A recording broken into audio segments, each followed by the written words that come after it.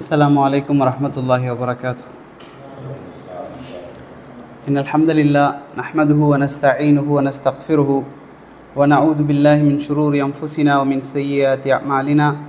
من يهده الله فلا مضل له ومن يضلله فلا هادي له وأشهد أن لا إله إلا الله وحده لا شريك له وأشهد أن محمدا عبده ورسوله.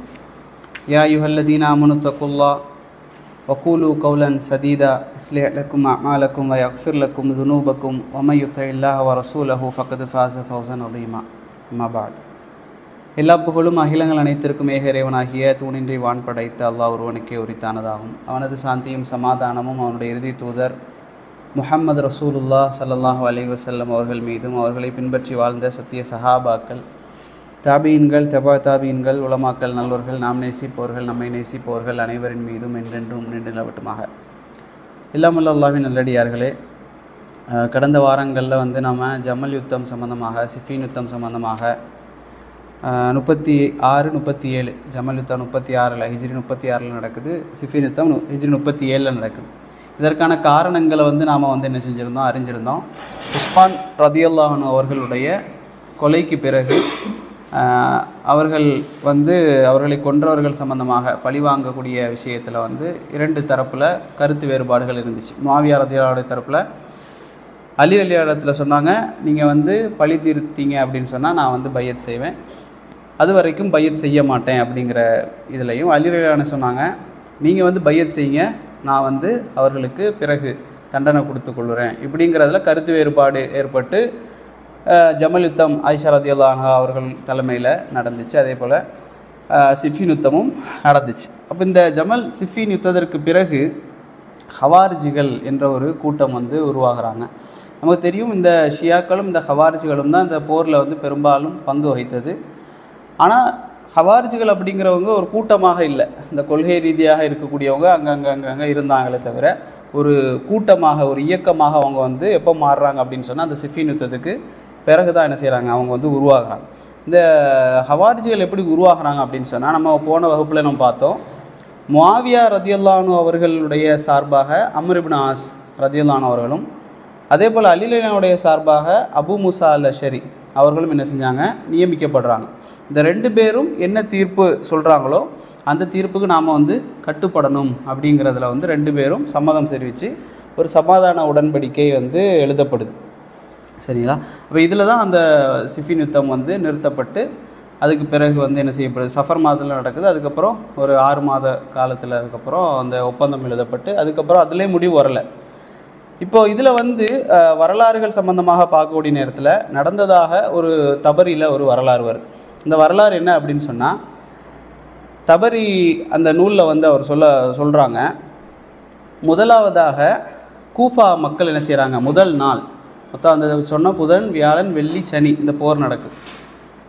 முஆவியா ரலியல்லாஹு அவர்கள் சிரியாவில் இருக்கிறாங்க, சிரியாவுடைய மக்களோடும், அலி ரலியல்லாஹு அவர்கள் கூஃபா ஈராக்கியர்களோடும் என்ன செய்கிறாங்க, ரெண்டு பேருக்கும் மத்தியில் சண்டை நடக்குது. புதன், வியாழன், வெள்ளி நடக்குது, சனி வரைக்கும். அப்போ இதில் முதல் நாள் கூஃபாவாசிகள் வெற்றி பெறுறாங்க.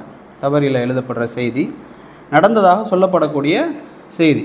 அப்போ இதில் அதற்கு பிறகு சமாதான உடன்படிக்கை எங்கே நடக்குது அப்படின்னு சொன்னால், தூமத்துல் ஜந்தல் அப்படிங்கிற இடத்துல, இது சிரியாவுக்கும் ஈராக்குக்கும் ஒரு பார்டரில் இந்த தூமத்துல் ஜந்தல் இருக்குது. இங்கே தான் அந்த கடைசி அந்த உடன்படிக்கை நடந்ததாக இருக்கக்கூடிய செய்தி. இந்த செய்தியில் என்ன வரும் அப்படின்னு சொன்னால், ரெண்டு பேரும் அபு மூசா அல் அஷரியும் அம்ர் இப்னு ஆஸ் ரதியல்லாஹு அன்ஹு அவர்களும் என்ன செய்கிறாங்க, பேசுகிறாங்க, முடிவை சொல்கிறாங்க அப்படின்னு சொல்லி.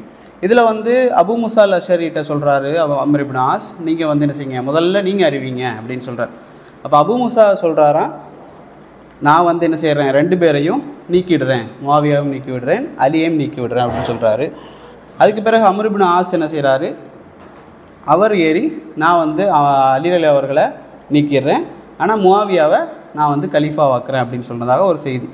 இந்த செய்தியை பொறுத்த வரைக்கும் இதில் இப்னுல் அரபி அப்படிங்கிற ஒரு அறிஞர் இதனுடைய கருத்தை அவர் சொல்கிறார். இந்த செய்தியை அவர் சொல்கிறாரு, இது ஒரு கட்டுக்கதை அப்படின்னு சொல்கிறார் இப்னுல் அரபி.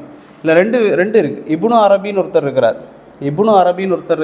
இப்னுல் அரபி அப்படிங்கிறவங்க இருக்காங்க. இந்த ரெண்டு பேருக்கு வித்தியாசம் இருக்குது. இப்னு அரபின்னு நிறைய கேள்விப்பட்டிருப்பீங்க. இப்னு அரபின்னு சொன்னால் இந்த கவிதைகள்லாம் எழுதுவார். இப்னு அரபியின் கவிதைகள் அப்படின்னு சொல்லிலாம் வரும். சூஃபித்துவத்தினுடைய ஒரு பெரிய ஒரு ஆள் அவர், ஷேகுல் அக்பர் அப்படின்லாம் சொல்லுவாங்க. இவர் வந்து இப்னு அரபி, இவர் வந்து 560 ஹிஜ்ரி 560 தான் பிறக்கிறார். இவருக்கு வந்து நிறைய பெயர்கள் இருக்குது. முஹையுத்தீன் அப்படின்னு சொல்லுவாங்க, ஷேகுல் அக்பர்னு சொல்லுவாங்க. சூஃபித்துவத்தினுடைய தலைவர் இவர் இப்னு அரபி. சரிங்களா? இதில் இப்னு அல் அரபி ஒரு அல் மட்டும் கூட சேர்த்திங்க அப்படின்னு சொன்னால் இவர் வந்து 468, அவர் 560 பிறக்கிறாரு. இவர் 468 பிறந்து 543 மௌத்தா போயிறார். இவர் மௌத்தானதுக்கு பிறகு தான் இப்னு அரபியே வர்றார். அப்போ இந்த இப்னுல் அரபி யார் அப்படின்னு சொன்னால், இவர் வந்து இப்னு அரபி வந்து உண்மையான பெயர் வந்து அபூபக்கர் அல் மாலிகி. நிறைய கித்தாப் எழுதியிருக்காரு. திருமிதிக்கு வந்து ஷரஹ்னு சொன்னால் ஒரு ஹதீஸ் நூல் இருக்குன்னு வைங்களேன். இப்போ புகாரி, முஸ்லீம், திருமிதி, நசாய், இப்படி ஹதீஸ் நூல் நிறைய இருக்குல்ல. இதுக்கு வந்து விரிவுரை எழுதுவாங்க. விரிவுரைக்கு தான் வந்து என்ன சொல்லுவாங்க, ஷரஹ்னு சொல்லுவாங்க. இப்போ குர்ஆனுக்கு வந்து விரிவுரை எழுதும்போது தஃப்சீர்னு சொல்லுவாங்க. ஹதீஸுக்கு விரிவுரை எழுதக்கூடிய நேரத்தில் ஷரஹ், அதனுடைய விளக்கங்கள் அப்படின்னு சொல்லி எழுதுவாங்க. அது மாதிரி திருமதிக்கு வந்து ஷரஹ் எழுதியிருக்காரு இவங்க. அதே போல் அவாசிம் மினல் கவாசிம் அப்படிங்கிற ஒரு அழகான ஒரு புக் எழுதியிருக்கிறாப்புல. அப்போ அதே போல் தஃப்சீரு ஆயாத்தில் அஹ்காம், ஹுக்கும்களை பற்றின சட்டங்கள்லாம் எழுதியிருக்காங்க இந்த இப்னுல் அரபி. இவங்க என்ன செய்கிறாங்க, இந்த விஷயத்தை சொல்கிறாங்க, இது ஒரு முட்டாள்தனமான ஒரு கட்டுக்கதை அப்படின்னு சொல்லி அவர் வந்து அந்த தபரியில் வரக்கூடிய அந்த செய்தியில் வந்து வரக்கூடிய ஆளை பற்றி சொல்கிறாங்க. அதில் வந்து ஒரு அறிவிப்பாளர் வராரு, அபு மிஹ்னஃப் அப்படின்னு சொல்லி ஒரு அறிவிப்பாளர். இந்த அபு மிஹ்னஃபை பற்றி நம்ம ஹதீஸ் துறையில் உள்ளே போகலை, ஆனால் இந்த ஒரு ஆளை பற்றியாவது நமக்கு தெரிஞ்சிருக்கணும். அபு மிஹ்னஃப் அப்படிங்கிற ஒரு ஆள் இதில் வரார், அறிவிப்பாளர். இவர் எப்படிப்பட்டவர் அப்படின்னு சொன்னால், இவர் ஒரு ஷியா. சரிங்களா? இவர் வந்து நிறைய ஹதீஸ்களை இட்டு கட்டக்கூடியவர். வரலாற்று சம்பந்தமான முஆவியா ரலியல்லாஹு சம்பந்தமான செய்தியிலையும், அதே போல் அதற்கு பின்னாடி வந்த கர்பலாவுடைய செய்தி, நிறைய கட்டுக்கதைகளை வந்து சேர்த்து விட்டுருக்காரு. இப்போ இந்த அபு மிஹ்னஃபை பற்றி நாம் சொல்லலை, நிறைய இமாம்கள், அதில் குறிப்பாக இப்னு ஹஜர் அல் அஸ்கலானி அவங்க சொல்கிறாங்க இவர் வந்து நம்பகமானவர் அல்ல அப்படின்னு சொல்கிறாங்க. அதே போல் அபு ஹாத்திம் சொல்கிறாரு இவர் ஒரு மத்ரூக், அதாவது இவர் அறிவிக்கக்கூடிய செய்தி வந்து புனையப்பட்டு என்ன செய்வார், செய்திகளை சேர்ப்பார். தாரகுத்தினி சொல்கிறாங்க இவர் வந்து ஒரு வீக்கான மனிதர், அதாவது தயீஃபான செய்திகளை அறிவிக்கக்கூடிய பலகீனமானவர். அதே போல் ராஃபிதின்னு சொன்னால் ஷியாவில் ஒரு இயக்கம், ஷியாக்களில் உள்ள பிரிவுகளில் இவர் ராஃபிதியை சேர்ந்தவர். யஹியத் இப்னு முயின் சொல்கிறாரு இவர் ஒரு சிக்கா அப்படின்னு சொல்கிறாரு, பலகீனமானவர். அதே போல் இப்னு அதி சொல்கிறாரு இவர் ஒரு ஷியா அப்படின்னு. அதே போல் இமாம் தாஹிர் சொல்கிறாங்க இவர் ஒரு பொய்யர் அப்படின்னு சொல்கிறாங்க. இப்போ இத்தனை இமாம்கள் இவரை பற்றி என்ன செய்கிறாங்க, விமர்சனங்களை வைக்கிறாங்க. அதிலே மிக முக்கியமாக இப்னு ஹஜர் அல் அஸ்கலானி தங்களுடைய லிசான் அல் மீசான் 4வது அத்தியாயத்தினோட 462வது விஷயமாக இதை சொல்கிறாங்க. அதே போல் இமாம் தஹபி வந்து மீசான் அல் ஐத்திதால் அப்படிங்கிற கிதாபில் 2வது பக்கத்தில் 320வது செய்தி. அதே போல் தஸ்கீரத்துல் மௌதுவாத் அந்த பக்கத்தில் தாஹிருடைய புத்தகம், அதில் வந்து 286வது பக்கத்தில் இதை பற்றி அபு மிஹ்னஃபை பற்றியே சொல்கிறாங்க. இப்போ அப்படிப்பட்ட பொய்யர் அறிவிக்கக்கூடிய செய்தி தான் என்ன இந்த செய்தி என்பதை நாங்கள் வந்து என்ன செய்யணும், தெரிஞ்சுக்கொள்ளணும். இதுலேயும் அதிகப்படியாக இப்னுல் அரபி அவங்க சொல்கிறாங்க ரஹிமஹுல்லா 2 அறிஞர்களை மேற்கோள் காட்டுறாங்க. நானாக சொல்லலை அப்படின்னு சொல்லி இப்னுல் அரபி இரண்டு பேரை மேற்கோள் காட்டுறாங்க. ஒருத்தர் வந்து ஹலீஃபா இப்னு ஹயாத், இப்போ இவர் ஒரு பெரிய ஒரு ஹதீஸ் துறை அறிஞர். இவர் வந்து 240 ஹிஜ்ரி ரசூல் ஸல்லல்லாஹு அலைஹி வஸல்லம் மரணத்திற்கு பிறகு சொற்ப காலத்தில் 240 ஹிஜ்ரிலே என்ன செய்கிறாங்க, இவங்க வந்து மரணிக்கிறாங்க. இவங்களுடைய ஒரு மாணவர் தான் யார், இமாம் புகாரி. அவங்க கூட இதே செய்தியை தான் சொல்கிறாங்க, இது ஒரு புனையப்பட்ட செய்தி. அதே போல் அலி இப்னு உமர் தாரகுத்னி இவங்க வந்து 385 ஹிஜ்ரியில் மரணிக்கிறாங்க. இவங்களும் இதே போல் செய்தியை சொல்கிறாங்க, இது ஒரு அப்பட்டமான பொய், இது நடக்கலை அப்படின்னு சொல்கிறாங்க. அப்போ உண்மையான செய்தி எதில் வருது அப்படின்னு சொன்னால் 2 செய்திகள் வருது. ஒன்று வந்து தாரகுத்னியில் வருது, கிதாபு சுனனில். அதே போல் இமாம் புகாரி இருக்கிறாங்கல்ல, இமாம் புகாரி வந்து தங்களுடைய தாரிக் அவங்களுடைய வரலாறில் எழுதுகிறாங்க. அந்த செய்தி என்ன அப்படின்னு சொன்னால், இதில் வந்து 2 பேர் என்ன செய்கிறாங்க, சந்திக்கிறாங்க. அம்ர் இப்னு ஆஸும் அபு மூஸா அல் அஷ்அரியும் சந்திக்கிறாங்க. சந்தித்ததற்கு பிறகு யாரோடு, அப்துல்லா இப்னு உமர் போன்ற பெரும் சஹாபாக்களோடு அவங்க என்ன செய்கிறாங்க, சந்திக்கிறாங்க. அதில் சொல்கிறாங்க அம்ர் ரதியல்லாஹு அன்ஹு அவர்கள் முஆவியா ரதியல்லாஹு அன்ஹு அவர்களை நீக்குவதற்கு ஒப்புக்கொண்டார்கள். இதையத்தான் தாரகுத்னியும் சொல்கிறாங்க. அம்ர் ரதியல்லாஹு அன்ஹு என்ன செஞ்சாங்க, ஒப்புக்கொண்டாங்க. அபு மூஸா வந்து ஒப்புக்கொள்ளலை, அம்ர் ரதியல்லாஹு அவர்கள் முஆவியாவை நீக்குவதற்கு ஒப்புக்கொண்டார்கள். அப்போ அது அந்த சம்பந்தமான வரக்கூடிய ஹதீஸில் அல் ஹுதைன் இப்னு அல் முந்திர் அப்படிங்கிற ஒரு சஹாபி அவர் என்ன செய்கிறார் அப்படின்னு சொன்னால், அம்ர் இருக்கார் முஆவியாவுடைய சார்பாக வந்த அம்ர் அவரிடத்துல போகிறார். அந்த செய்தி வந்து நிறைய வருது, அதாவது டென்ட்டுக்கு பக்கத்தில் நான் போய் என்னோட டென்ட்டை வச்சேன் அப்படின்லாம் வருது. அதை பேசினதை மட்டும் நம்ம பார்ப்போம். அதில் வந்து இந்த அல் ஹுதைன் அப்படின்னு சொல்லக்கூடிய சஹாபி என்ன செய்கிறாரு, அம்ரிடத்துல போய் கேட்டார், உங்களோட முடிவு என்ன, நீங்கள் 2 பேரும் பேசி கொண்டீங்களே, இதனுடைய முடிவு என்னாச்சு அப்படின்னு சொல்லி கேட்குறாங்க. அதுக்கு அம்ர் ரலியல்லாஹு சொன்னாங்க, நான் அபு மூசாவிடத்தில் என்ன செஞ்சேன், போய் கேட்டேன், இந்த விஷயம் சம்பந்தமாக நீங்கள் என்ன நினைக்கிறீங்க அப்படின்னு சொல்லி நான் கேட்டேன். அதுக்கு அவர் சொன்னார், அபு மூசா சொன்னார், நபி ஸல்லல்லாஹு அலைஹி வஸல்லம் அவர்கள் யாரை பொருந்தி கொண்ட நிலையில் மரணித்தார்களோ அவர்தான் கிலாஃபத்துக்கு தகுதியானவர்னு நான் நினைக்கிறேன். அப்போ அலி ரலியல்லாஹு சொல்கிறார், முற்படுத்துகிறாங்க, அவர் தான் தகுதியானவர்னு நினைக்கிறேன் அப்படின்னு சொன்னோன்னா அம்ரு கேட்குறாங்க, அப்போ என்னையும் முஆவியாவையும் நீங்கள் எந்த நிலையில் வச்சுருக்கீங்க, அப்போ எங்களை பற்றி என்ன நினைக்கிறீங்க அப்படின்னு கேட்குறாங்க. அப்போ அதுக்கு அபு மூசா சொல்கிறாரு, நீங்கள் அலி நாடுனா என்ன செய்வார், உங்ககிட்ட இருந்து உதவி எடுத்துக்கொள்வார், அல்லது அவர் உங்களை நீங்கள் சொன்னார் அப்படின்னு சொன்னால் நீங்கள் நீங்கி விடணும், இதுதான் என்னுடைய முடிவு அப்படின்னு சொல்கிறாங்க. அதுக்கு பிறகு இந்த சபை வந்து எந்த முடிவும் எடுக்கப்படாத நிலையில் பிரிகிறது என்பதாக இமாம் தாரகுத்னி அதே போல் இமாம் புகாரி என்ன செய்கிறாங்க, அறிவிக்கக்கூடிய செய்தி வருது. இதற்கு பிறகு என்ன ஆகுது அப்படின்னு சொன்னால், முஆவியாருடைய அணி இருக்குல்ல, சிரியாவுடைய அணி என்ன செய்யுதுன்னா எந்த விதமான பிரச்சனை இல்லாமல் அவங்க ஒதுங்கிடுறாங்க. ஏன்னா முஆவியார் எது சொன்னாலும் அவங்க கேட்கக்கூடிய மக்களாக இருந்தாங்க. ஆனால் ஈராக் வாசிகள், பஸ்ரா வாசிகள் அப்படி இருக்கலை. அவங்களில் ஒரு 8000லேருந்து 10,000 சொல்கிறாங்க, சில உலமாக்கள் 10,000க்கு மேலே 20,000 வரைக்கும் அப்படின்னு சொல்கிறாங்க. 8000லேருந்து 10,000 வரைக்கும் இருக்கக்கூடிய குறைஞ்சபட்சம் இருக்கக்கூடிய ஒரு மக்கள் என்ன செய்கிறாங்கன்னா அலி ரலியல்லாஹு விட்டு பிரிகிறாங்க. என்ன செய்கிறாங்க, என்ன சொல்கிறாங்க, என்ன காரணம் சொல்லக்கூடிய நேரத்தில் அவங்க சொல்கிறாங்க, நீங்கள் வந்து குர்ஆனை என்ன செய்யலை, அடிப்படையாக எடுக்கலை, தீர்ப்பு சொல்கிறதுக்கு குர்ஆனை தான் எடுக்கணும், நீங்கள் 2 மனிதர்களை தீர்ப்பாளிகளாக எடுத்துட்டீங்க, இது குர்ஆனுக்கு நீங்கள் செய்யக்கூடிய ஒரு துரோகம், உங்களை நாங்கள் அமீராக எடுத்துக்கொள்ள மாட்டோம்னு சொல்லி கிட்டத்தட்ட 10,000 மக்கள் என்ன செய்கிறாங்க, அந்த ஏரியாவை விட்டு ஒதுங்கி ஹுரூரியா அப்படின்னு சொல்லக்கூடிய ஒரு இடத்துல போய் தங்குறாங்க. இந்த ஹுரூரியாங்கிற இடத்த வச்சு தான் அவங்களுக்கு, அதாவது ஹவாரிஜ் அப்படிங்கிற பேர் இருக்குது, அதே போல் இவர்களுக்கு பல பேர்கள் இருக்குது, ஹுரூரியாக்கள் அப்படிங்கிற பேரும் இருக்குது, ஹவாரிஜ்கள் அப்படிங்கிற பேரும் இருக்குது. அப்போது இதற்கு பிறகு தான் ஹிஜ்ரி 38 என்ன ஆகுது அப்படின்னு சொன்னால், இந்த ஹவாரிஜ்களுக்கு எதிராக முஸ்லீம்கள், சரியா, இவங்க வந்து காஃபிர்கள் அல்ல, முஸ்லீம்கள், ஆனால் அதாவது எல்லை மீறினவங்க, இவர்களுக்கு எதிராக அலி ரலியல்லாஹு என்ன செய்கிறாங்க, ஒரு போர் நடத்துகிறாங்க. நஹர்வான் அப்படிங்கிற ஒரு யுத்தம் நடக்கும் 38. அதில் வந்து அலி ரலியல்லாஹு அவர்கள் என்ன செய்கிறாங்க, வெற்றி பெறுறாங்க. இவங்களுடைய பெயர்களை பொறுத்த வரைக்கும் அல் ஹுரூரியா அப்படிங்கிற ஒரு பேர் இருக்குது, அதே போல் அஷுராத், அதே போல் முஹக்கிமாத், அல் மாரிகாத், இப்படி அவங்களுக்கு பல பெயர்கள் இருக்குது. குர்ராக்கள் அப்படிங்கிற பேர் இருக்குது. குர்ராக்கள்னால் நல்ல குர்ஆனை ஓதுவாங்க, காரிகள், குர்ஆனை ஓதக்கூடியவர்களாக இருந்தார்கள்.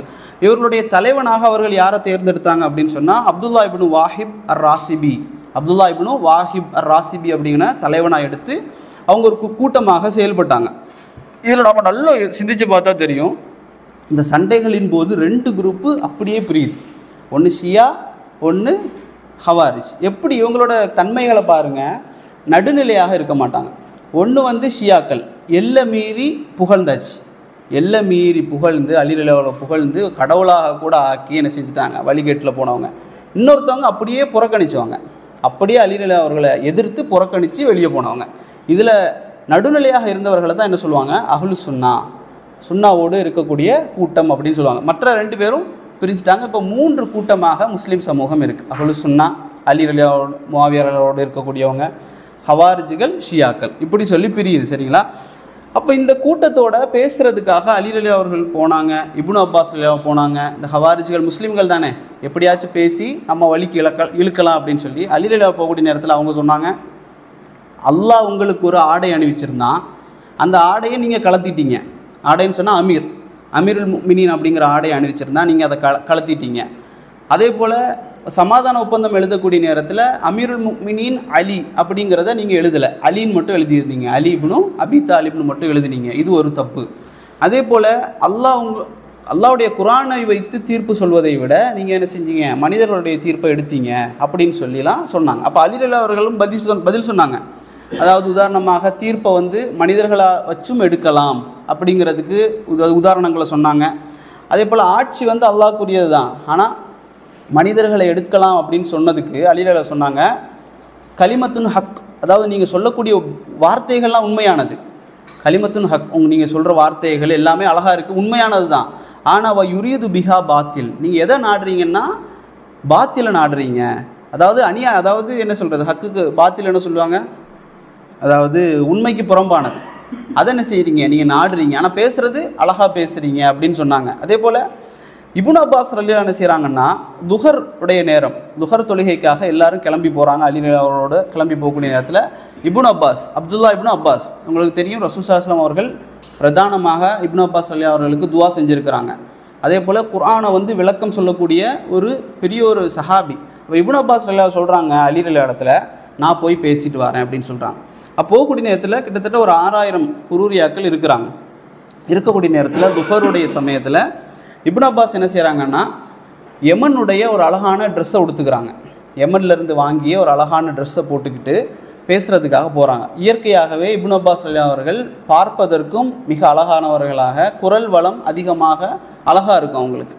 பேசுவதற்காக போகிறாங்க. போன உடனே அவங்க சொன்னாங்க, இப்னு அப்பாஸ் அவர்களே வருக வருக அப்படின்னு சொல்கிறாங்க. போய் நிற்கிறாரு. பார்த்த உடனே ட்ரெஸ்ஸை பார்த்த உடனே அவங்களுக்கு ஒரு மாதிரி கடும்போக்கு கொண்டவர்கள் இந்த ஹவாரிஜிகள். பார்த்தோன்னே கேட்குறாங்க, இது என்ன ட்ரெஸ்ஸு அப்படின்னு கேட்குறாங்க. அப்போ அவர் சொல்கிறாரு, இதை நீங்கள் என்ன தப்பு பார்க்குறீங்க இந்த ட்ரெஸ்ஸில்? அவர் சொல்கிறாரு, அல்லாஹ் குரானில் சொல்லி காட்டுறான். ஏன்னா குரானுடைய விரிவுரையாளர் இவர். அவர் சொல்கிறாரு, குரானில் அல்லாஹ் சொல்லி காட்டுறான், ஹலாலானவற்றை யாரும் என்ன செய்யக்கூடாது, ஹராமாக்கக்கூடாது. நல்லவற்றை ஹலாலான முறையில் எது வந்தாலும் அதை அனுபவித்துக் கொள்வதற்கு அல்லாஹ் சொல்கிறான் அப்படிங்கிற விளக்கத்தை, குரானுடைய விளக்கத்தை சொல்லி, அதுவும் இல்லாமல் ரசூல் ஸல்லல்லாஹு அலைஹி வஸல்லம் அவர்கள் இதே போன்ற ஆடை அணிவதை நான் பார்த்துருக்கிறேன் அப்படின்னு சொல்கிறாங்க. அப்போ இதில் எந்த தப்பு இருக்குது அப்படின்னு கேட்கும்போது அவங்க சொல்கிறாங்க, இல்லை சரிதான், நீங்கள் சொன்னது சரிதான் அப்படின்னு சொல்லி ஏற்றுக்கக்கூடிய மனப்பான்மை இருக்குது அவர்களுக்கு. அதுக்கு அடுத்தது கேட்குறாங்க, அவங்க என்ன விஷயமா வந்திருக்கீங்க அப்படின்னு கேட்குறாங்க. அப்போ அவர் சொல்கிறாரு, நான் சஹாபாக்கள் இடத்துலேருந்து வந்திருக்கிறேன் அப்படின்னு சொல்கிறார்.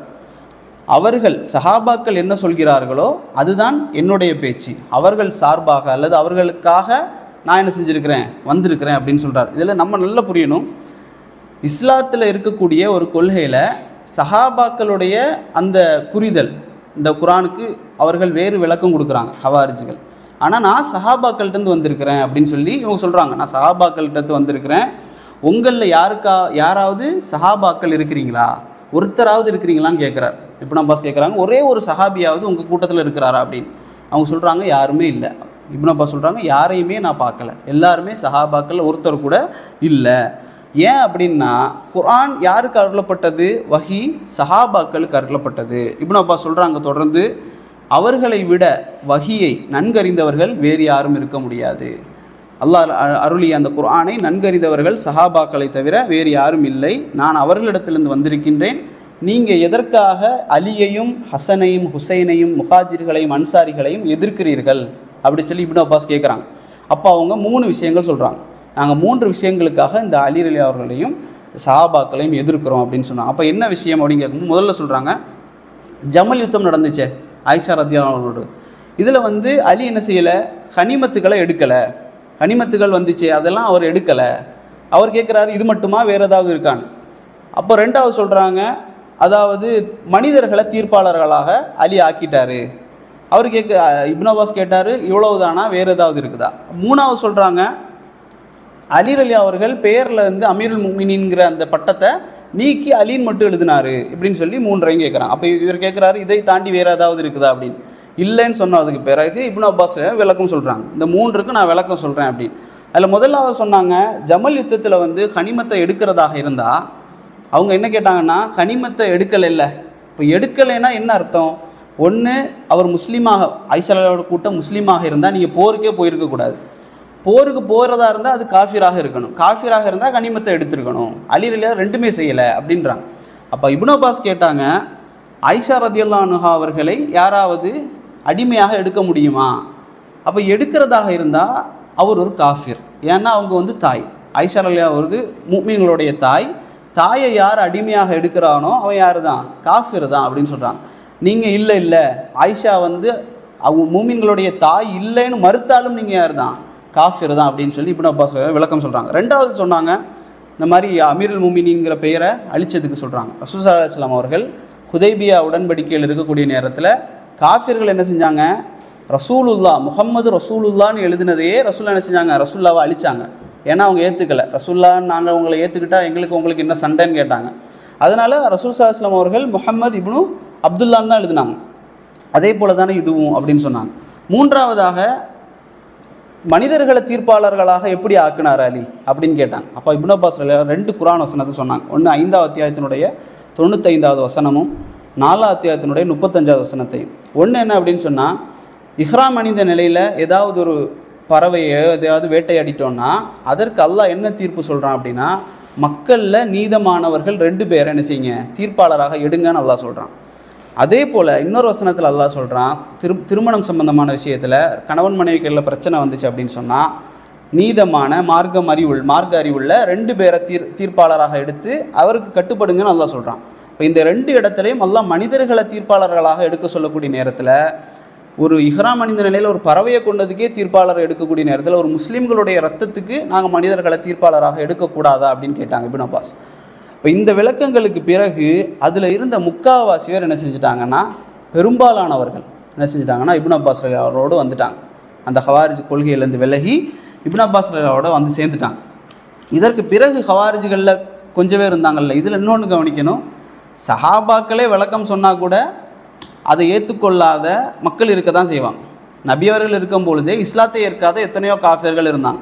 அதனால் நாம் என்ன எதிர்பார்க்கக்கூடாது அப்படின்னு சொன்னால், எல்லா கருத்தையும் எல்லாரும் ஏற்றுக்கொள்வாங்க அப்படிங்கிற ஒரு நிலைப்பாட்டில் நாம் இருக்கவே கூடாது. அது நடக்கவும் நடக்காது. இதுக்கு ஒரு பெரிய ஒரு உதாரணம். இப்போ இந்த ஹவாரிஜ்கள் என்ன செய்கிறாங்கன்னா, அதில் கொஞ்சம் பேர் என்ன செய்கிறாங்கன்னா அங்கேருந்து கலண்டு போய் ஒரு இடத்துல நிறைய இடத்துல பிரிந்து இருந்து கொண்டு முஸ்லீம்களை கண்ட இடத்துலலாம் கொல்லக்கூடிய வேலைகள், அந்த ஏரியாவை முஸ்லீம்கள் யாராவது கிராஸ் பண்ணாங்கன்னா கொன்றுவாங்க. இதில் முக்கியமாக இவர்கள் வந்து கொல்றது அனைவரையுமே யாருன்னா முஸ்லீம்களை தான் கொல்லுவாங்க. இந்த ஹவாரிஜ்கள் முஸ்லீம்களை தான் கொல்லுவாங்க. ரசூல் ஸல்லல்லாஹு அலைஹி வஸல்லம் செய்திகள்லேயும் அப்படி தான் வருது. சரிங்களா? அப்போது என்ன நடக்குது அப்படின்னு சொன்னால், அதில் மிக முக்கியமான ஒரு சஹாபி அப்துல்லா இப்னு ஹப்பாப் அப்படிங்கிற ஒரு சஹாபி. அவர் அந்த ஏரியாவை கிராஸ் பண்ணக்கூடிய நேரத்தில் இந்த அப்துல்லா இப்னு ஹப்பாப் யாருன்னு சொல்லுவாங்கன்னா, இஸ்லாத்தில் பிறந்த முதல் குழந்தை அப்படின்னு சொல்லுவாங்க. மதீனாவில் பிறந்த முதல் குழந்தை அப்துல்லா இப்னு ஜுபைர் ரதியல்லாஹு அன்ஹு அவர்கள். இஸ்லாத்தில் பிறந்த முதல் குழந்தையா அப்துல்லா இப்னு ஹப்பாப்பை சொல்லுவாங்க. இந்த சஹாபி தன்னுடைய மனைவியோடு, அந்த ப்ரெக்னெண்ட்டாக இருக்கிறாங்க மனைவி, அவரோட போகக்கூடிய நேரத்தில் என்ன செய்கிறாங்கன்னா, இந்த ஹவாரிஜிகள் அவரையும் கொண்டு அவர்களுடைய மனைவியையும் கொன்று அவருடைய மனைவியை வயிற்றை கிழித்து அந்த குழந்தையும் கொள்கிறாங்க. அந்த அளவுக்கு மிக மோசமான ஒரு கொள்கை அவர்கள் இடத்துல இருக்குது. அப்போ இப்படி கொலை செஞ்சதற்கு பிறகு தான் அலிகள் என்ன செய்கிறாங்கன்னா, அவர்களுக்கு எதிராக ஒரு போரை அறிவித்து அந்த ஹவாரிஜ்கள் என்ன செய்கிறாங்க, கொலை செய்கிறாங்க. அதில் வந்து அலிகள் அவர்கள் என்ன செய்கிறாங்கன்னா வெற்றி பெறுறாங்க. இந்த ஹாரிஜியாக்களை கொல்லக்கூடிய இதில் வந்து வெற்றி பெறுறாங்க. ரசூல் ஸல்லல்லாஹு அலைஹி வஸல்லம் அவர்கள் ஒரு செய்தியில் சொன்னாங்க, சஹீல் புகாரியினுடைய 7432 செய்தியில் ரசூல் ஸல்லல்லாஹு அலைஹி வஸல்லம் அவர்கள் உட்கார்ந்துருக்கக்கூடிய நேரத்தில் ஒரு தங்க கட்டி வந்து வருது ரசூல் ஸல்லல்லாஹு அலைஹி வஸல்லம் அவர்களுக்கு. அந்த தங்க கட்டியை வந்து ரசூல் ஸல்லல்லாஹு அலைஹி வஸல்லம் அவர்கள் பிரித்து கொடுத்துட்டே இருக்கிறாங்க. அப்போ யாரெல்லாம் இஸ்லாத்துக்கு புதுசாக வந்திருக்கிறாங்களோ, இன்னும் அவர்களுக்கு ஈடுபாடு வரலை, அவர்களுக்கெல்லாம் ரசூல் ஸல்லல்லாஹு அலைஹி வஸல்லம் அவர்கள் தங்கத்தை வந்து பிரித்து அவங்களுக்கு கொடுத்துட்ருக்குறாங்க. கொடுத்துட்டு இருக்கக்கூடிய நேரத்தில் நிறைய மக்கள் என்ன பேச ஆரம்பிச்சிட்டாங்கன்னா, நபி அவர்கள் வந்து மக்காவாசிகளுக்கு முன்னுரிமை கொடுக்குறாரு அப்படின்னு சொல்லி பேச ஆரம்பித்தாங்க. அப்போ ரசூல் ஸல்லல்லாஹு அலைஹி வஸல்லம் எதுக்காக கொடுத்தேன் அப்படின்னு சொல்லும்போது இதை சொன்னாங்க, அவர்கள் வந்து இன்னும் ஈமானோடு ஒட்டி வரலை, அதற்காக நான் கொடுக்குறேன்னு சொன்னாங்க. அப்போ இந்த நேரத்தில் ஒரு மனிதர் வந்தார் அந்த இடத்துல. அப்போ அந்த மனிதர் எப்படி இருந்தார்னா, நல்ல மொட்டை அடித்து கரண்டை காலுக்கு மேலாக ஆடை அணிந்து நல்ல அடர்த்தியான தாடியோட கண்கள் சிவந்த நிலையில் அவர் வந்து என்ன செய்கிறாரு, வர்றார். வந்த உடனே அந்த மனிதர் ரசூல் ஸல்லல்லாஹு அலைஹி வஸல்லம் அவர்களை பார்த்து சொன்னார், இத்தகுல்லா அப்படின்னு சொன்னார், அல்லாஹ்வை பயந்துக்கோங்க அப்படின்னார். யாரை பார்த்து? அல்லாஹ்வுடைய தூதரை பார்த்து அவர் சொல்கிறாரு, அல்லாஹ்வை பயந்துக்கோங்க அப்படின்னு. ரசூல் ஸல்லல்லாஹு அலைஹி வஸல்லம் கேட்குறாங்க, நான் பயப்படலைன்னா வேறு யார் பயப்படுவா அப்படின்னு கேட்குறாங்க. அப்புறம் சொன்னார், நீங்கள் கனிமத்தை பிரித்து கொடுக்குறதுல என்ன செய்யலை, சரியாக நீங்கள் கொடுக்கல அப்படின்னு சொல்கிறார். அப்போ ரசூல் ஸல்லல்லாஹு அலைஹி வஸல்லம் அவர்கள், நான் நீதமாக நடக்கவில்லை என்றால் வேறு யார் நீதமாக நடப்பார் அப்படின்னு கேட்குறாங்க. இதை சொல்லிவிட்டு அவர் என்ன செஞ்சிட்டாருன்னா திரும்பி போயிட்டார். அவருடைய உள்ளத்தில் என்ன அப்படின்னா, நான் தான் சரியாக இருக்கிறேன், நபியாக இருந்தாலும் நான் எதிர்ப்பேன் அப்படிங்கிற ஒரு மனப்பாங்கு. அப்போ ரசூல் ஸல்லல்லாஹு அலைஹி வஸல்லம் அவர்கள் அவர் திரும்பி போன உடனே கேட்டாங்க, இவரை வந்து கொலை செஞ்சுட்டு வருவோர் யார் அப்படின்னு கேட்குறாங்க. ஹாலித் ரலியல்லாஹு அவர்கள் என்ன செஞ்சாங்கன்னா உடனே வந்து கேட்டாங்க, இவரை நான் கொலை செய்யவா அப்படின்னு கேட்டாங்க. அப்போ அவர் போகிறாரு. போய் பார்க்கக்கூடிய நேரத்தில் அவர் தொழுகையில் சுஜூதில் இருக்கிறார். பார்த்தீங்கன்னா எப்போ பாரு சுஜூது, தொழுகை, குர்ஆன் இப்படி தான் இருப்பாங்க. அப்போ அவர் குர்ஆன் தொழுகையில் இருக்கிற நேரத்தில் அவரை வெட்ட முடியாமல் திரும்பி வந்துட்டாங்க, கொலை செய்யலை அவரை. அப்போ ரசூல் ஸல்லல்லாஹு அலைஹி வஸல்லம் அவர்கள் சொன்னார்கள், இப்போ போனாரே ஒரு மனிதர் துல் ஹுவைசிர் அப்படின்னு சொல்லுவாங்க அவருடைய பேர் இன்னொரு அறிவிப்பில், இவரிலிருந்து ஒரு சமுதாயம் வெளியாகும் அப்படின்னு சொன்னாங்க. ரசூல் ஸல்லல்லாஹு அலைஹி வஸல்லம் அவர்கள் சொன்னாங்க, இவரிலிருந்து ஒரு சமுதாயம் வெளியாகும், குர்ஆனை ஓதுவார்கள் தொண்டை குழியை தாண்டாது. அழகாக குர்ஆன் ஓதுவாங்க, ஆனால் கல்பில் குர்ஆனே இருக்காது. வாய் அளவில் நல்லா பேசுவாங்க, இஸ்லாத்தை பேசுவாங்க, குர்ஆனை ஓதுவாங்க அப்படி, ஆனால் கல்பில் குர்ஆன் இருக்காது, தொண்டை குழியை தாண்டாது. ஒரு அம்பு வீரன் அம்பு விடக்கூடிய நேரத்தில் அது எப்படி ஒரு மானையோ ஆடையோ அது பிச்சுட்டு போகுமோ, அதே போல் இவர்கள் இஸ்லாத்தை விட்டு சட்டுன்னு வெளியே போயிடுவாங்க. ரசூல் ஸல்லல்லாஹு அலைஹி வஸல்லம் சொல்கிறாங்க. இதெல்லாம் இவர்கள் மஜூசிகளை, சிலை வணங்கிகளை விட்டு விடுவார்கள், முஸ்லீம்களை கொலை செய்வார்கள், ரசூல் ஸல்லல்லாஹு அலைஹி வஸல்லம் சொல்கிறாங்க. அதே போல் கடைசியாக ரசூல் ஸல்லல்லாஹு அலைஹி வஸல்லம் சொன்னாங்க, ஆதுடைய சமுதாயத்தை அல்லாஹ் அழிச்சானே, அதே மாதிரி நான் இவர்களுடைய சமுதாயத்தில் இருந்திருந்தால் இவர்களை ஆது சமுதாயத்தை அல்லாஹ் அழித்தது போல் நான் அழித்திருப்பேன் அப்படின்னு சொல்கிறாங்க ரசூல் ஸல்லல்லாஹு அலைஹி வஸல்லம். அப்போ இந்த மனிதர்லேருந்து தான் என்ன செய்யுது, இந்த ஹவாரிஜ் அப்படிங்கிற கூட்டம் வந்ததாக உலமாக்கள் சொல்லுவாங்க. இந்த கடும்போக்கோடு இருந்தவர்களை தான் இவர் என்ன செஞ்சார், அந்த ஹுரூர் அப்படிங்கிற அந்த பகுதிக்கு தான் போனார். அவர்லேருந்து வந்த அந்த கூட்டங்கள் தான் இப்படி. இன்னொரு சமயத்தில் ஆயிஷா ரலியல்லாஹு இருக்கக்கூடிய நேரத்தில் ஒரு பெண்மணி வந்து கேட்குறாங்க. அது மாதவிடாய் காலத்தில் தொழுகையை விட்டாங்க அப்படின்னு சொன்னால் ஒன்று இருக்குது, நோன்பு விட்டாங்கன்னா இன்னொன்று இருக்குது. பெண்களுக்கு மாதவிடாயுடைய சமயத்தில் பெண்கள் தொழுக வேண்டிய அவசியம் இல்லை, அந்த தொழுகையை மீட்ட வேண்டாம். அதே போல் நோன்பு அவங்க விட்டாங்க அப்படின்னு சொன்னால் நோன்பு திருப்பி நோக்கணும் மாதவிடாய் பெண்கள். அப்போ அந்த பெண்மணி கேட்டாங்க ஆயிஷா ரலியல்லாஹு இடத்துல, அது என்ன, நான் நோன்பையும் மீட்டுவேன் தொழுகையும் மீட்டுவேன் அப்படின்னு சொல்கிறாங்க. அப்போ ஆயிஷா ரலியல்லாஹு கேட்டாங்க, நீங்கள் அந்த ஹுரூரியா அந்த பகுதியிலேருந்து வர்றீங்களா அப்படின்னு கேட்டாங்க. இப்போ நீங்கள் ஹவாரிஜுடைய அந்த பகுதியிலேருந்து தான் வர்றீங்க அப்படின்னு கேட்டாங்க. அப்போ அந்த பகுதியில் இருந்த மக்கள், அதே போல் இந்த சிந்தனை கொண்ட மக்களுக்கு என்னென்னா, எதையுமே கடும்போக்கோடு பார்க்கக்கூடிய ஒரு தன்மை கொண்டவர்கள். அப்போது இதை அலி ரலியல்லாஹு அவர்கள் இவர்களுக்கு எதிராக யுத்தம் செஞ்சு இவர்களை எல்லாரையும் என்ன செய்கிறாங்க அப்படின்னு சொன்னால் கொலை செய்கிறாங்க. ஆனால் அதில் நிறைய பேர் தப்பிச்சு போகிறாங்க. அதில் கடைசியாக 3 பேர் என்ன செய்கிறாங்கன்னா, மக்காவுடைய பகுதியில் 3 பேர் ஒன்று கூடி 3 பேரை கொலை செய்யணும் அப்படின்னு சொல்லி திட்டமிடுறாங்க. அந்த 3 பேரில் ஒருத்தருடைய பேர் அப்துர் ரஹ்மான் இப்னு முல்ஜிம்னு சொல்லுவாங்க. இந்த அப்துர் ரஹ்மான் இப்னு முல்ஜிம் என்ன செய்கிறான் அப்படின்னு சொன்னால், நான் அலியை கொல்றேன் அப்படின்னு சொல்கிறான். அதே போல் அம்ர் இப்னு பக்கர் தமீமி அப்படின்னு சொல்லக்கூடியவன் அம்ர் இப்னு ஆஸ் ரதியல்லாஹு அவர்களை நான் கொல்றேன் அப்படின்னு சொல்கிறான். அவர் சிரியாவில் இருக்கார் அம்ரு. அதே போல் முஆவியா ரதியல்லாஹு அன்ஹு அவர்கள் என்ன செய்கிறாங்க அப்படின்னு சொன்னால், அவரை கொலை செய்கிறது யார், அல் ஹுஜ்ஜாஜ் தமீமி.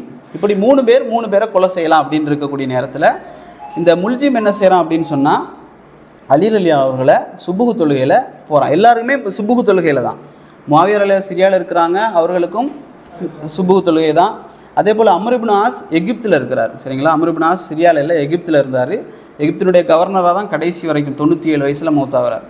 அப்போ அந்த எகிப்தில் இவன் அங்கே போகிறான். சிரியாவுக்கு ஒருத்தர், இங்கே கூஃபாக்கு அலி ரலியல்லாஹு கொல்றதுக்கு ஒருத்தர். 3 பேராக பிரிஞ்சு போய் அன்றைய நாள் சுபுகு தொழுகையில் கொல்வது தான் திட்டம்.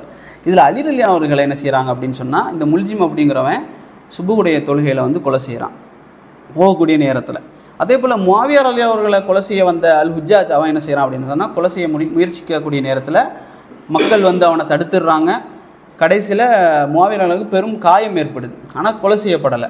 ஆனால் அம்ர் இப்னு ஆஸ் என்னாச்சு அப்படின்னு சொன்னால், அம்ர் இப்னு ஆஸ் ரலியல்லாஹு அவர்களுக்கு அன்றைக்கு வயிற்றுப்போக்கு, அவர்களால் வீட்டை விட்டு வெளியே வர முடியாத சூழல் ஏற்படுது. அதனால் அவர்களுக்கு காயமும் இல்லை, கொலை செய்யும் படலை. இந்த கூஃபா மக்கள் என்ன செய்கிறாங்கன்னு சொன்னால், அலி ரலியல்லாஹு கொன்ற அந்த முல்ஜிமுக்கு பெரிய ஒரு தண்டனை கொடுக்குறாங்க. அவனுடைய கைகளை எல்லாம் தனித்தனியாக வெட்டுறாங்க, கண்களை பிடுங்குறாங்க. ஏன்னா ஒரு ஹலீஃபா கொலை செய்யப்பட்டதுனால அவருக்கு பெரிய ஒரு தண்டனை கொடுக்குறாங்க. கடைசியில் இந்த கொலை செஞ்சானே இவனுக்கு நாக்கை வெட்டலான்னு சொல்லி மக்கள் நினைக்கிறாங்க. ஒன்றா வெட்டி கடைசியில் நாக்கை வெட்டிடலான்னு போகக்கூடிய அவன் என்ன செய்கிறான், அழுறான். அப்போ தான் அழுதுட்டு அவன் சொல்கிறான், எனக்கு இந்த நாக்கை மட்டும் எனக்கு விட்டு விடுங்க அப்படின்னு சொல்கிறான். அப்போ அவங்க கேட்குறாங்க, எதனால் நீ எப்படி சொல்கிற அப்படின்னு சொல்லக்கூடிய நேரத்தில் அவன் சொல்கிறான், நான் அல்லாஹுவை திக்ரு செய்யணும் அப்படின்னு சொல்கிறான். அல்லாஹ் குர்ஆன் ஓதணும், திக்ரு செய்யணும். ஆனால் அவனுக்கு என்ன, அதான் நான் சொன்னேன், இந்த ஹவாரிஜ்களுடைய சிந்தனை எப்படி இருக்குன்னா, முஸ்லீம்களை கொலை செய்கிறது ஒரு பெரிய தப்பாகவே தெரியாது. ஆனால் குர்ஆன் ஓதுறது, திக்ரு செய்கிறது, இதெல்லாம் என்ன அவர்களுக்கு ஒரு பெரிய ஒரு இது. அலி அவர்களை ஒரு ரசூல் ஸல்லல்லாஹு அலைஹி வஸல்லம் சாச்சா மகனை மருமகன் அவரை கொலை செஞ்சுருக்கிறான். கலீஃபா, சொர்க்கத்துக்கு நன்மாராயம் சொல்லப்பட்ட 10 நபர்களில் ஒருத்தர்.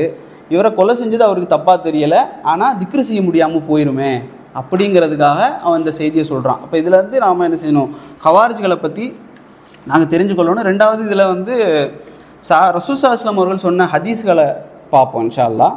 ரசூல் ஸல்லல்லாஹு அலைஹி வஸல்லம் அவர்கள் சொன்னார்கள், எனது உம்மத்தில் ஒரு கூட்டம் தோன்றும், உங்களது ஓதலை அவர்களோடு ஒப்பிட்டால், நீங்கள் குர்ஆன் ஓதுறீங்களே, நம்மள்கிட்ட சொல்லலை, சஹாபாக்கள்கிட்ட ரசூலுல்லாஹ் சொல்கிறாங்க, நீங்கள் சஹாபாக்களே நீங்கள் குர்ஆன் ஓதுறீங்களே, நீங்கள் அவங்களோட ஒப்பிட்டு பார்த்தா உங்களுடைய ஓதலும் அவர்களுக்கு ஓதலுக்கு நிலையாக இருக்காது, சமமாகாது. உங்களுடைய தொழுகையை அவர்களோடு தொழுகையோடு ஒப்பிட்டால் அது என்ன செய்யாது, சமமாக இருக்காது. அவர்கள் குர்ஆனை ஓதுவார்கள், அது அவர்களுடைய தொண்டை குழியை தாண்டாது. அவர்களுடைய தொழுகை அவர்களது பிடரி நரம்பை தாண்டாது. வில்லிலிருந்து அம்பு வெளியாவதைப் போல் அவர்கள் இஸ்லாத்திலிருந்து வெளியேறி விடுவார்கள். அவர்களை எதிர்த்து போராடி அழிக்கக்கூடிய படையினர் தமது நபியின் வாயிலாக அவர்களுக்கு விதிக்கப்பட்ட நன்மைகளை அறிவார்களானால் நன்மைகள் அமல் செய்வதை விட்டு விடுவார்கள். அதாவது அவர்களுக்கு எதிராக நீங்கள் சண்டை போடுங்கன்னு சொல்லி ரசூல் ஸல்லல்லாஹு அலைஹி வஸல்லம் சொன்னாங்க. சரிங்களா? அதே போல் இன்னொரு செய்தியில், முஸ்லீம் அப்படிங்கிற கிரந்தத்தில் பதிவு செய்யப்பட்ட செய்தியில் ரசூல் ஸல்லல்லாஹு அலைஹி வஸல்லம் அவர்கள் சொன்னார்கள், அவர்களை கொல்பவர்களுக்கும் அவர்களால் கொல்லப்படுபவர்களுக்கும் சுப செய்தி உண்டாகட்டும் அப்படின்னு சொல்லக்கூடிய செய்தி சுனன் அஹ்மதில் வருது. அதே போல் நிறைய ஹதீஸ்கள் வருது. அதே போல் அலி ரலி அவருடைய காலத்தில் இவர்களுடைய அடையாளம் எப்படி இருந்துச்சுன்னு சொன்னால் இப்படி தான். இது எல்லாருடைய அடையாளம் இல்லை, பொதுவாக அவர்களுடைய அடையாளம் எப்படி இருக்குன்னு சொன்னால் தலைகளை சிரைத்தவர்களாக, மொட்டை அடைத்தவர்களாக, பெரிய தாடி வைத்தவர்களாக, கரண்டைக்கு மேல் ஆடை அணிந்தவர்களாக அலி ரலியுடைய காலத்தில் அவர்களுடைய அடையாளம் இருந்தது என்ற செய்தி புகாரியில் வருது. அதே போல் இவர்களுடைய தொழுகை இவர்களுக்கு பின்னால் தொழலாமா அப்படின்னு சொல்லி சஹாபாக்கள் மத்தியில் இருந்துச்சு, கேட்கப்பட்டது. அப்போ அலி ரலி என்ன செஞ்சாங்கன்னா அவர்களுக்கு பின்னால் தொழுதாங்க. அப்போ தொழுதுட்டு சொன்னாங்க, ஏன்னா அவர்கள் தான் நம்மளை காஃபிர்னு சொல்கிறாங்க, நாம் அவர்களை காஃபிர்னு சொல்லலை. அலி ரலி சொல்கிறாங்க, அலி ரலி அவர்கள் பின்னால் தொழுதுட்டு சொல்லுவாங்க, எமக்கு எதிராக அத்துமீறிய எமது சகோதரர்கள் சொல்லுவாங்க. எங்களுடைய சகோதரர்கள் எங்களுக்கு எதிராக அத்துமீறிட்டாங்க, ஆனால் அவர்களுக்கு பின்னால் அலி ரலி அவர்கள் தொழுதிருக்கிறார்கள். அதே போல் இவர்கள் வாளேந்தி போராடுவது இவர்களுடைய ஒரு பெரிய ஒரு கட்டாய கடமை போல். எதை எடுத்தாலும் என்ன செஞ்சுருவாங்க அப்படின்னு சொன்னால் போராட்டங்கள், ஆர்ப்பாட்டங்கள், இதே மாதிரி உடனே என்ன செஞ்சுருவாங்க, இறங்கிடுவாங்க. அதே போல் இந்த உஸ்மான் ரலி அவர்களை கொலை செஞ்சதும் இந்த கூட்டம் தான்.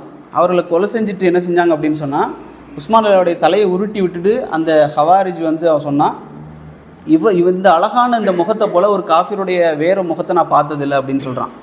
உஸ்மான் ரலியோடைய முகத்தை போல் அழகான ஒரு காஃபிருடைய முகத்தை நவுதுபில்லா நான் பார்த்ததில்லை அப்படின்னு சொல்லி அந்த ஹவாரிஜ் சொல்லக்கூடிய அளவுக்கு அவர்களுக்கு அவருக்கு எதிராக சின்ன ஒரு பிழை செஞ்சாலும் என்ன செஞ்சுருவாங்க, கொலை செஞ்சுருவாங்க. ஆனால் காஃபிர்களோடு மற்ற மக்களோடு என்ன செய்ய மாட்டாங்க, ஒரு காலமும் சண்டைக்கு போக மாட்டார்கள். இவர்கள் இந்த ஹவாரிஜுடைய பண்பு இதில் ஒன்று. அதே போல் இவர்களுடைய இன்னொரு பண்பு என்ன அப்படின்னு சொன்னால் இவர்களுடைய பேச்சுக்கள் அழகாக இருக்கும். 3 பண்புகளை உலமாக்கள் சொல்லுவாங்க. ஒன்று தனிமைப்படுத்துறது, அதாவது தன்ஃபீர் அப்படின்னு சொல்லுவாங்க. இது என்ன அப்படின்னு சொன்னால் முதல்ல வெறுப்பு பிரச்சாரங்களை என்ன செய்வாங்க, ஒரு மனிதரை ஒரு ஆட்சியாளரை எதிர்க்கணும் அப்படின்னு சொன்னால் வெறுப்பு பிரச்சாரம் செஞ்சு பத்திரிகைகள் அல்லது மற்ற ஊடகங்கள் இது வழியாக என்ன செய்வாங்கன்னு சொன்னால் அவர்களை பற்றி வெறுப்பு பிரச்சாரங்களை பண்ணிக்கிட்டே இருப்பாங்க. அவர்கள் அநீதி செய்கிறாரு, ஆடம்பர வாழ்க்கை வாழ்கிறாரு, இப்படி நிறைய பிரச்சாரங்களை பரப்பி உலமாக்கள் எல்லோரும் அவர்களுக்கு அடிமையாயிட்டாங்க.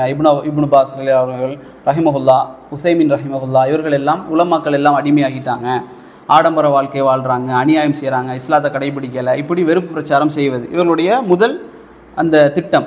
இரண்டாவதாக தக்ஃபீர், காஃபிர்னு சொல்லுவாங்க. முதல்ல இப்படி இருக்கும். ரெண்டாவது சொல்லுவாங்க ஆட்சியாளர் எல்லாம் என்ன காஃபிர்கள் தான், அவர்கள் முஸ்லீமே கிடையாது. இப்படி அழகான பேச்சுக்கள் அவர்களுக்கு இருக்கும், குர்ஆனை தான் பேசுவாங்க. ரசூல் ஸல்லல்லாஹு அலைஹி வஸல்லம் சொன்னார்கள் ஒரு இடத்துல, அவர்களது பேச்சு அழகாக இருக்கும். எந்த அளவுக்கு அப்படின்னு சொன்னால் மக்களில் சிறந்தவர்களுடைய பேச்சு அவர்கள் பேசுவார்கள் அப்படின்னு சொன்னாங்க. மக்களில் யாரெல்லாம் சிறந்தவர்களோ பெரிய சஹாபாக்களுடைய கூற்றுக்களை எடுத்து சொல்லுவாங்க, இமாம்களுடைய கூற்றுக்களை எடுத்து சொல்லுவாங்க. அப்போ நபி அவங்க எடுத்து சொன்னாங்க, பேச்சு அழகாக இருக்கும், வயதில் சிறியவர்களாக இருப்பார்கள். இதில் உலமாக்கள் சொல்லுவாங்க அறிவிலையும் சிறியவர்கள், அதாவது வயதிலையும் என்ன செய்வாங்க, சிறியவர்களாக இருப்பார்கள், உணர்ச்சி வசப்பட்டவர்களாகவே இவர்கள் இருப்பார்கள் அப்படின்னு சொல்லி சொல்கிறாங்க. அடுத்ததாக இவர்களுடைய விஷயத்தில் சஹாபாக்கள் என்ன கருத்தில் இருந்தாங்களோ அதே கருத்தை தான் அதுக்கு பின்னாடி வந்த இமாம்கள் அனைவருமே இருந்தார்கள். அதில் ரசூல் ஸல்லல்லாஹு அலைஹி வஸல்லம் செய்தி அது என்னென்னா, இறுதி காலத்தில் ஒரு கூட்டம் வெளியாகும், அவர்கள் இளம் வயதுடையவர்களாகவும் மூட கனவுடையவர்களாகவும் இருப்பார்கள். மனிதர்களில் சிறந்தவர்களுடைய வார்த்தைகளிலிருந்து அவர்கள் பேசுவார்கள். அவர்களது ஈமான் அவர்களது தொண்டை குழியை தாண்டாது. வில்லிலிருந்து அம்பு புறப்படுவது போல அவர்கள் மார்க்கத்தை விட்டு வெளியேறி விடுவார்கள். அவர்களை எங்கு கண்டாலும் கொலை செய்யுங்கள், அவர்களை கொன்றவருக்கு மறுமையில் நற்கூலி உண்டு அப்படின்னு செய்தி புகாரியில் வருது. ஆனால் இது நமக்கு இல்லை. கண்ட இடத்துல பார்க்குறவங்களை கொலை செய்கிறதோ அல்லது இவன் ஹவாரிஜ் தான், மொட்டை அடிச்சிருக்கான், தாடி வச்சுருக்கிறான், கரண்டைக்கு மேலே ஆட விட்டுருக்காங்கலாம் கொலை செஞ்சிடும் அப்படிங்கிறது இல்லை. ஆட்சியாளருக்கு உள்ளது. ஆட்சியாளருக்கு தண்டனை கொடுக்கக்கூடிய அதிகாரம் இருந்துச்சு அப்படின்னு சொன்னால் அவர் என்ன செய்வார், அவர்களுக்கு கொலை தண்டனை அவர் அத்துமீறியக்கூடிய நேரத்தில், தெளிவாக ஒரு ஹவாரிஜ் அப்படின்னு தெரியக்கூடிய நேரத்தில் அவர் அந்த தண்டனையை கொடுப்பார். இவர்கள்ட்ட இருந்த ஹவாரிஜ்கள்கிட்ட இருந்த அதிகப்படியான கொள்கைகளை மட்டும் நாம் தெரிஞ்சுக்கொள்வோம். ஒன்று வந்து பெரும்பாவம் செய்யக்கூடியவர்களை காஃபிர்னு சொல்லுவாங்க. நம்ம அப்படி சொல்ல மாட்டோம். பெரும்பாவம் செய்யக்கூடியவர்களுக்கு என்ன, அல்லாஹ் வந்து நாடினால் மன்னிப்பான், நாடினால் தண்டிப்பான், அல்லது அவர் தண்டித்து என்ன செய்வான், மன்னிப்பான். ஆனால் அவர்கள் முஸ்லீமாக இருந்தால், ஈமான் கொண்டவர்களாக இருந்தால் அவர் என்ன செய்வாங்க, நிச்சயமாக சொர்க்கத்துக்கு ஒரு கால் போவாங்க அப்படிங்கிற நம்பிக்கை. ஆனால் அவர்கள் பெரும்பாவம் செஞ்சாலும் இந்த உலகத்தில் யார் தான் அவன் காஃபிர் அப்படிங்கிற இதை சொல்லுவாங்க. ரெண்டாவது, அலி அலி அவர்கள், உஸ்மான் அலி அவர்கள் காஃபிர் அப்படிங்கிற ஒரு கொள்கை கொண்டவர்கள். அதே போல் மறுமையில் அல்லாஹுவை பார்க்க முடியாது அப்படிங்கிற ஒரு கொள்கை அவர்களிடத்தில் இருக்குது. இது நிறைய சுன்னத் ஜமாத்தினர் டைம் இருக்குது, அல்லாஹ் பார்க்கவே முடியாது அப்படிங்கிறது. அல்லாஹ்வை என்ன செய்யலாம், மறுமையில் காணலாம் அப்படிங்கிறதான் சரியான நம்பிக்கை. அதே போல் சிராத்னு சொல்கிற பாலம் இருக்குதே கடக்கக்கூடியது, இது கிடையாது அப்படிங்கிறது அவருடைய நம்பிக்கை. அதே போல் அல்லாஹ் சொல்லாத நபி ஸல்லல்லாஹு அலைஹி வஸல்லம் அவர்கள் சொன்ன விஷயத்தை கடைபிடிக்க வேண்டிய அவசியம் இல்லை அப்படிங்கிறது, அல்லாஹ் சொல்லாத ரசூல் ஸல்லல்லாஹு அலைஹி வஸல்லம் அவர்கள் மட்டும் சொன்ன, குர்ஆனில் இல்லை ஹதீஸில் இருக்குது அப்படின்னா அதை பின்பற்ற வேண்டிய அவசியம் இல்லை அப்படிங்கிற ஒரு கொள்கை. அதே போல் அல்லாஹுடைய பண்புகள், அஸ்மா சிஃபாத்துன்னு சொல்லக்கூடிய பண்புகளில் என்ன செய்வாங்க, அவங்க வந்து மறுப்பாங்க. ரஜிம், அதாவது தண்டனை கொடுப்போம், அதாவது விபச்சாரத்துக்கு தண்டனை கொடுப்பாங்களே, இந்த தண்டனை இல்லை அப்படிங்கிறத மறுக்கிறாங்க. ஷஃபாத், ரசூல் ஸல்லல்லாஹு அலைஹி வஸல்லம் அவர்கள் மறுமையில் ஷஃபாத் செய்வாங்க, அப்படி தானே, ஹவுலில் உட்காந்துட்டு ரசூல் ஸல்லல்லாஹு அலைஹி வஸல்லம் என்ன செய்வாங்க, தண்ணி எடுத்து கொடுப்பாங்க. அதுக்கு பிறகு அல்லாஹ் இடத்துல ஷஃபாத் செய்வாங்க. இந்த ஷஃபாத்தை வந்து என்ன செய்கிறாங்க, இல்லை அப்படின்னு சொல்லி மறுக்கிறாங்க. அதே போல் இவர்களுக்கு புரட்சி செய்வது இவர்களுடைய கடமைகளில் உண்டு. தவறளிக்கக்கூடிய ஆட்சியாளர்களுக்கு எதிராக புரட்சி செய்கிறது அப்படிங்கிறது இவருடைய கடமையில் ஒன்று. ஆனால் இமாம்களுடைய கருத்து என்ன அப்படின்னு சொன்னால், ஆட்சியாளர்களுக்கு எதிராக கிளம்பக்கூடாது, புரட்சி செய்யக்கூடாது. ஒன்று, அவர் கெட்ட ஆட்சியாளராக இருந்தால் நம்மளை நாம இழப்போம். கெட்ட ஆட்சியாளராக அவர் இருந்தால் அவர் நம்மளை வந்து என்ன செய்வார், தீர்த்து கட்டுவார், ரத்தங்கள் தான் சிந்தப்படும். அவர் நல்ல ஆட்சியாளராக இருந்தால் நல்லவரை நாங்கள் இழப்போம். இந்த ரெண்டு சூழலை தான் தவிர, இது தவிர வேறு நல்ல இது கிடையாது அப்படின்னு சொல்லி உலமாக்கள் சொல்கிறாங்க. இதல்லாத அவருடைய தன்மைகள் நான் சொல்லிட்டேன். அறிவு குறைவாக இருக்கும், வயது குறைவாக இருக்கும், உணர்ச்சி அதிகமாக இருக்கும், எதிர்ப்பு மனப்பான்மை அதிகமாக இருக்கும், கடும்போக்கு அதிகமாக இருக்கும். இதே மாதிரி தன்மைகளை விட்டு நாம் என்ன செய்யணும், நம்மளை பாதுகாத்து கொள்ளணும். இது வந்து ஹவாரிஜ்களுடைய பண்புகளில் உண்டு. இது அல்லாத இவர்களுடைய நிறைய இதற்கு பிறகு அவர்கள் செஞ்ச அநியாயங்கள் இதெல்லாம் இருக்குது இன்ஷா அல்லாஹ். ஆனால் இதுவே போதுமானது அவர்களை பற்றி தெரிந்து கொள்வதற்கு. அல்லாஹ் ரப்புல் ஆலமீன் இந்த மாதிரி கூட்டங்களிலிருந்தும் இதனுடைய கொள்கைகளிலிருந்தும் நம்மை பாதுகாப்பானாக. ஹாதா மா இன்தி வல் இல்மு இன்தல்லாஹ் கூலு கௌலி ஹாதா அஸ்தக்ஃபிருல்லாஹி வலக்கும். அஸ்ஸலாமு அலைக்கும் வரஹ்மத்துல்லாஹி வபரகாத்துஹு.